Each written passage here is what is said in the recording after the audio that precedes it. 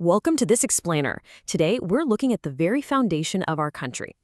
Sometimes the word constitution sounds like this heavy, complicated legal document that's only for lawyers or politicians sitting in big city offices. But the truth, it was written for every single one of us. Today, we're going to look at the introduction, which is called the Preamble, and Section 1. We're going to take those big, heavy words, translate them into plain, simple English, and see how this is really just the rulebook for our national home. Let's dive right in. Imagine your village or homestead needs some agreed-upon rules so everyone can live together in peace. Well, that is exactly what our Constitution is. For any community to survive, there just has to be a clear understanding. You can't just go and take someone else's cattle or cross their boundaries without permission, right? So what happens? The elders gather under a tree, they talk, and they agree on the rules. Our national Constitution is basically a much bigger version of that gathering under the tree. It is the highest law in the land. Absolutely no person and no other law is above it. And look at this. The very first words of the preamble show that this rulebook belongs to all of us, not just the leaders. It doesn't say, we the politicians, or we the government. No, it says, we the people. That is such a powerful starting point. It means the actual authority to run Zimbabwe comes directly from you. Whether you're selling vegetables at the market, driving a combi, or farming your rural plot, you hold the power. This document is literally your voice.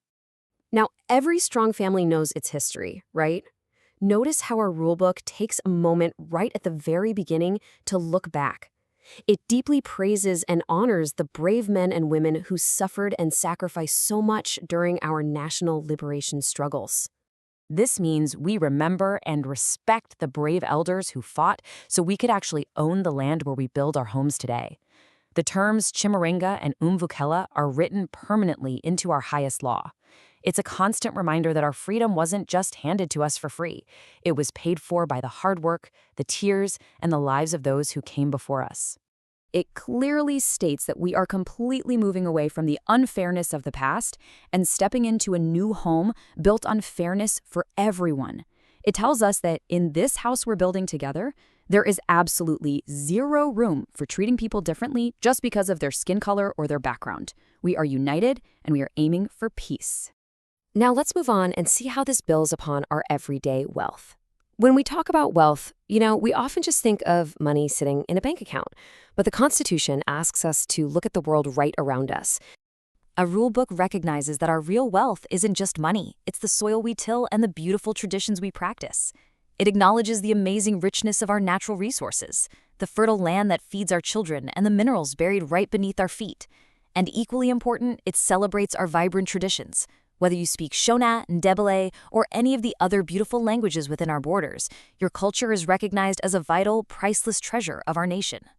Now, before building a new homestead, a family often asks for a blessing, right? It's deeply woven into our way of life to seek protection and guidance from above. Well, our Constitution does the exact same thing. The preamble actually ends kind of like a prayer. It recognizes that our future is in God's hands, and we ask for His guidance and support over our shared land to give us peace. It grounds our entire nation in faith, recognizing that we really need that spiritual help to build a prosperous country together. And this next part brilliantly illustrates the exact values we must practice with each other. If the Constitution is our village rulebook, these are the golden rules it demands from every single citizen and every single leader. Just like in a good, strong family, we promise to work hard, be honest, and treat every single person fairly. Our supreme law totally respects your hard work. It says that earning an honest living, no matter how small the job might seem, is honorable. It also demands absolute honesty. That means you cannot cheat your neighbor, and our leaders must not hide things from the people. Everything must be out in the open. Section 1, the house we live in. Okay, now that we've laid a solid foundation with the preamble, let's look at the actual house we are building together.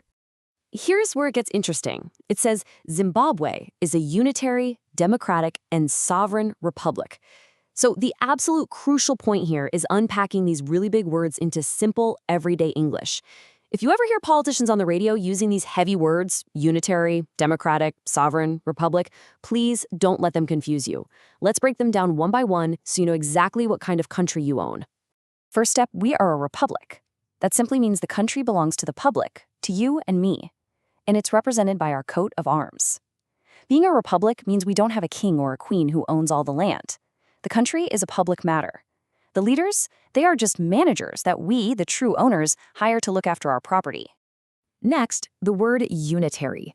This simply means that even though we live in different provinces, different cities, or rural huts, we are totally united as one single big family under one roof. We have one national government that holds us all together. We don't break our country into separate pieces. We share it together. You might be a farmer out in Mutare or a factory worker over in Bulawayo, but under the law, you are living in the exact same house. We are undivided. One Zimbabwe. Next is the word democratic. Now, this is a word we hear all the time, but its meaning is deeply, deeply important for your everyday life. It means everyone gets a voice.